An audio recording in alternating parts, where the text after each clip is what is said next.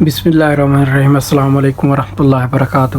اچھا جی، سب سے پہلے تو ان دوستوں سے گزارش ہے جنہوں نے چینل کو سبسکرائب نہیں کیا، پلیز چینل کو سبسکرائب کریں and press the bell icon for the notification. اچھا جی، جیسے کہ آپ نے قومی اسمبلی میں دیکھا کچھ دن پہلے خواجہ آصف صاحب اور اسد عمر صاحب مد مقابل تھے قومی اسمبلی میں۔ اس دفعہ میچ خواجہ آصف اور اسد عمر کے درمیان پڑا۔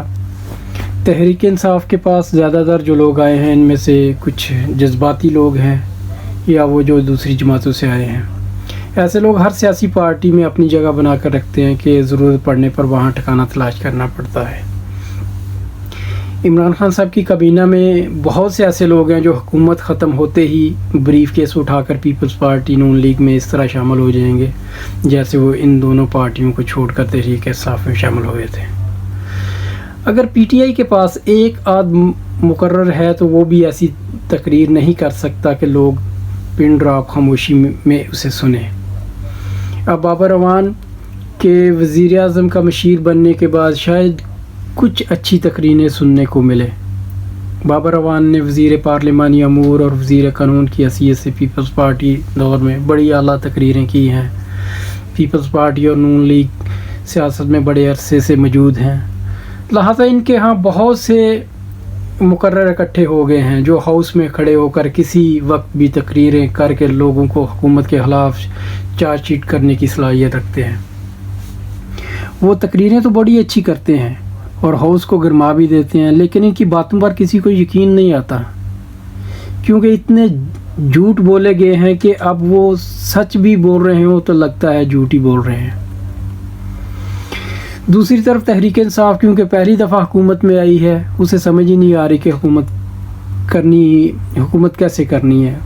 پارلیمانی تجربہ نہ ہونے کی وجہ سے حکومت اور ہاؤس چل نہیں سکا۔ عمران خان صاحب بھی نواز شریف کی طرح پارلیمنٹ کو اہمیت بھی نہیں دیتے اور یہی اپوزیشن چاہتی تھی۔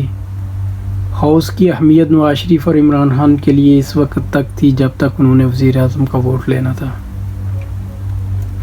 خواجہ آصف صاحب ان چند لیڈروں میں سے ہیں جو دبنگ قسم کی تقریریں کرنے کے لیے مشہور ہیں۔ پرویز مشرف کے دور میں انہوں نے دھواں دار تقریروں کے لیے شہرت پائی۔ وہ سیاستدانوں کو ماضی سے سبق سیکھنے کی بات کیا کرتے تھے۔ خواجہ آصف اور ان کی پارٹی کے دیگر ایم این ایز کی تقریریں سن کر لگتا تھا کہ نون لیگ اقتدار ملتے ہی بدل جائے گی، مگر ان 5 سالوں میں جب نون لیگ کا دور چل رہا تھا ان کی ایسی تقریریں پھر نہ سنی جو اپوزیشن میں سنتے تھے۔ اپنی حکومت میں 5 سال خواجہ آصف چپ رہے اور کبھی اعتراض نہ کیا کہ اسحاق ڈار صاحب کیسے ملک چلا رہے ہیں۔ خواجہ آصف کی اپنی وزارت پانی و بجلی شہباز شریف اور ان کا صاحبزادہ چلا رہے تھے۔ ایک دن بجلی کے معاملے پر کابینہ میں خواجہ آصف پھٹ پڑے کہ مجھ سے کیا پوچھتے ہیں، وہ جو وزارت چلا رہے ہیں ان سے پوچھیں۔ پھر انہیں وزارت دفاع دی گئی اور پھر وزارت خارجہ سونپی گئی۔ وزارت پانی و بجلی میں ایک لمبا کام تھا اور اس کام کو صرف شہباز شریف اور ان کا ٹیلنٹڈ برخودار ہی سمجھتے تھے۔ خواجہ صاحب کو بجلی اور پانی کا محاذ چھوڑ کر دوسرے وزارتوں کو پناہ لینی پڑی۔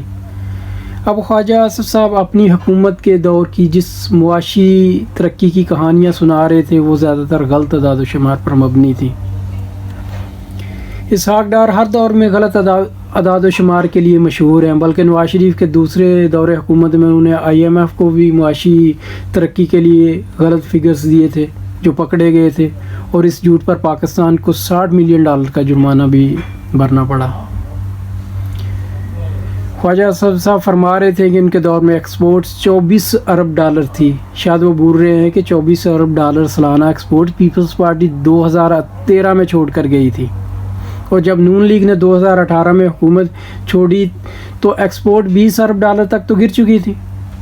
یہ پہلی دفعہ ہو رہا تھا کہ ایکسپورٹ اوپر جانے کی بجائے $4 ارب کی کمی ہو گئی تھی، اور خواجہ آصف صاحب کہہ رہے ہیں کہ جناب ایکسپورٹ بہت اوپر جا رہی تھی۔ اس طرح وہ جس ترقیاتی فنڈ کی بات کر رہے تھے اور 700 ارب روپے سے زیادہ کا بجٹ بتایا، وہ کسی دن دستاویز اٹھا کر دیکھ لیں، یہ رقومات صرف کاغذات کی حد تک ہوتی ہیں، صرف بجٹ والے دن خبریں بنوانے کے لیے، ورنہ پی ایس ڈی پی کبھی بھی 50-60% سے زیادہ استعمال ہی نہیں ہوا۔ ایک سرکاری افسر نے کہا تھا کہ پاکستان کے پاس اتنی صلاحیت ہی نہیں کہ یہ 100% ترقیاتی فنڈ استعمال کر سکے. ہر سال وزارتیں پیسے واپس کر دیتی ہیں، یا پھر بہت سی وزارتوں کا پیسہ بجٹ میں مختص تو کیا جاتا ہے لیکن بعد میں وہ شفٹ کر کے کسی اور جگہ دے دیا جاتا ہے. اسحاق ڈار اس وقت 84 کمیٹیوں کے سربراہ تھے اور وہی اصل وزیر اعظم تھے. وہ سیاہ کرتے سفید کرتے، ان سے کوئی پوچھنے والا ہی نہیں تھا. جس نواز شریف صاحب کی ترقی کے افسانے خواجہ آصف صاحب سنا رہے تھے، وہ تو 8 ماہ پارلیمنٹ نہیں آتے تھے. ایک سال وہ سینٹ نہ گئے. کابینہ کا اجلاس 6 ماہ تک ہوتا نہیں تھا. انہوں نے 100 سے زیادہ غیر ملکی دورے کیے اور 400 دن کے قریب وہ ملک سے باہر رہے. صرف لندن کے 24 دورے الگ. جو وزیر اعظم پارلیمنٹ نہیں آتا تھا، سینٹ نہیں جاتا تھا، کابینہ کے اجلاس 6 ماہ نہیں بلاتا تھا، ہر دوسرے ہفتے ملک سے باہر ہوتا تھا، اس کے بارے میں خواجہ آصف صاحب جیسا بندہ ہی خوش فہمی کا شکار ہو سکتا ہے کہ نواز شریف دور میں یہ ہو رہا تھا، نواز شریف صاحب کے دور میں وہ ہو رہا تھا. کون سی کابینہ، کون سی پارلیمنٹ، چند خاندان کے لوگ ہی حکومت چلا رہے تھے. اسحاق ڈار نے پاکستانی تاریخ کے 40 ارب ڈالر کے مہنگے قرضے لیے. یورو بانڈز میں تو حد ہی کر دی. خواجہ آصف صاحب کی یہ خوش قسمتی یہ تھی کہ ان کے بعد آنے والے پی ٹی آئی حکومت کے وزیروں کو کچھ پتہ ہی نہیں ہے کہ حکومت چلانی کیسے ہے، لہٰذا آج نواز لیگ ان پر چڑھی ہوئی ہے. تحریک انصاف پہلے دن سے لڑنے آئی تھی اور وہ لڑ رہی ہے.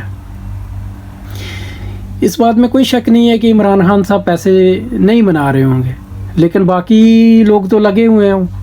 وہ تو مطلب کہ جتنا ہو سکتا ہے اس میں ہاتھ مار رہے ہیں. وہ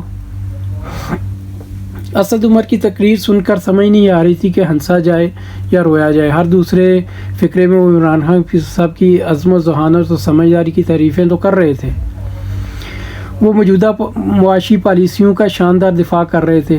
اس عمران خان کا جس نے اسی اسد عمر کو ایک واٹس ایپ میسیج پر وزیر خزانہ کے عہدے سے یہ کہہ کر برطرف کر دیا تھا کہ آپ کی معاشی پالیسیاں ناکام ثابت ہوئی ہیں اور اس عہدے پر رہنے کے قابل نہیں ہیں.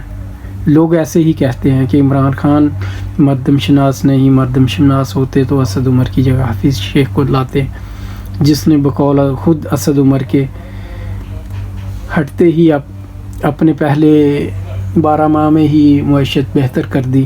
ویسے اسد عمر کی اپنے بارے میں سچ بولنے پر تعریف ہونی چاہیے کہ وہ وزیر خزانہ کے طور پر مکمل ناکام نکلے اور حفیظ شیخ کو نہ لایا جاتا تو ملک کا بیڑا غرق ہو جاتا. یہ تھی آج کی سٹوری جو آپ لوگوں کے ساتھ شیئر کرنی تھی. نیکسٹ ویڈیو تک کے لیے اجازت. اللہ تعالی ہم سب کا حامی و ناصر. السلام علیکم ورحمۃ اللہ وبرکاتہ.